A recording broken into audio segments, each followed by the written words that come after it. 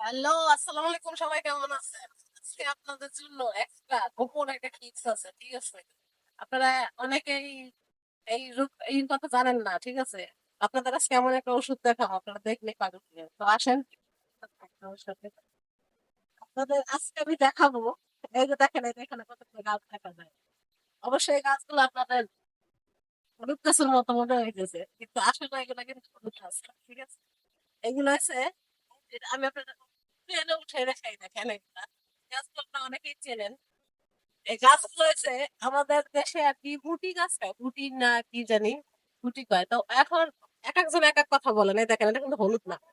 হলুদ দিতে হয়তো তাহলে কিন্তু এটা হলুদ থাকবে। দেখেন এটার ভিতরে কিন্তু সাদা, ভেঙে দেখাইতেছে এটার ভিতরে সাদা। এটার ভিতরে অন্যরকম একটা গন্ধ আছে। তো এই গাছটা আপনারা অনেকে হয়তো আর ভাববেন যে এটা কি কাজে হবে, কি হবে। ভাই, একটু ধৈর্য ধরে ভিডিওটা দেখেন, তাহলে বুঝতে পারবেন।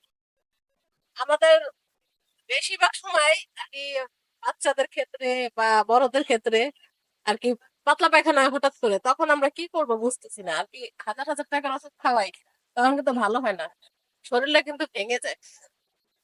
তো পাতলা পায়খানার জন্য এটা হচ্ছে মহা ওষুধ, ঠিক আছে? আর কি ডায়রিয়া যাদের হয়, পাতলা পায়খানা ডায়রিয়া যাদের হয়, তখন কি করবেন? আর আসলে কিন্তু সবসময় যে ডাক্তার ওষুধে কাজ হবে তা না। তখন আপনারা যেরকম গ্রামগঞ্জের ঝোপঝাড় সব জায়গায় কিন্তু আছে এই হুটি গাছটা। তো আপনারা কি করবেন, এরকম একটু গাছ দিয়ে এরকম ঠিক অল্প একটু নিলেই হবে।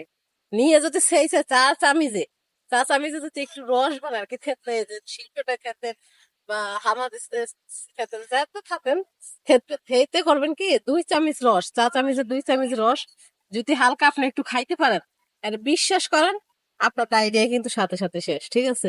আপনার শরীরও ভাঙবে না, শরীর থেকে কোনো ঘাটতি যাবে না, কিচ্ছু হবে না। কিন্তু অবশ্যই কিন্তু এই যে দেখেন, আমি আবার দেখেন, এটা কিন্তু দেখতে খুব আদার মতো দেখা যাবে, আদার মতো, এই যেরকম সাদা, ঠিক আছে? আবার কেউ কাঁচা হলুদ মনে করবেন না। এটা সুন্দর সুন্দর একটা গন্ধ আছে, গন্ধটা অন্যরকম।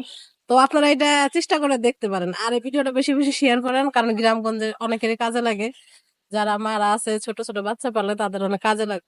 আর এটা কিন্তু ছোট বড় সবাই খাইতে পারবে, কারণ আল্লাহর দানীয় জিনিস। আল্লাহ এই যে এত দিয়েছেন, একটা বনের একটা দুর্বার ভিতরে কিন্তু রহমত আছে, ঠিক আছে? সবকিছুর ভিতরে কোনো না কোনো নিয়ামত আছেই। তো আপনারা করলেই, একটু বেশি বেশি করে শেয়ার করলে ভিডিওটা কোনো না কোনো কারো না কারো কাছে উপকার পাবেই, ঠিক আছে? কারো না কারো কাছে উপকার পাবেই। তো সবাই একটু করবেন। আর যদি কখনো কাজে লাগে অবশ্যই বলবেন। আর আপনাদের যদি কোনো কিছু জানার থাকে একটু কমেন্টে জানাইন, তাহলে আমি বলতে পারবো ইনশাল্লাহ। কারণ আমি যেখানে থাকি এখানে গ্রামগঞ্জের মতো আর গাছ গাছালির অভাব নাই। আর আমি বলতে পারবো, আপনাদের যদি কোনো কিছু জানার থাকে অবশ্যই কমেন্টে জানাইন। তো আল্লাহ হাফেজ, সবাই ভালো থাকবেন। আসসালাম।